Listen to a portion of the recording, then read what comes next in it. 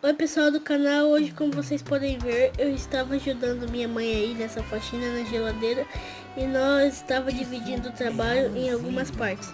E isso daí eu estava ajudando ela às vezes, que também às vezes nós trocava de lugar para nós não cansar. Então daí eu enxaguei às vezes e ela enxaguou também e lavou. Daí depois nós partimos para a geladeira, que daí foi encaixar as peças. Isso eu fiz, só que ela precisou desligar às vezes para me ajudar. E isso são para incentivar seus filhos. Até o próximo vídeo. Tchau pessoal, comenta e se inscreve. Que eu procurei, mas olha nós, às vezes tropeçamos e tem dias que quase caímos.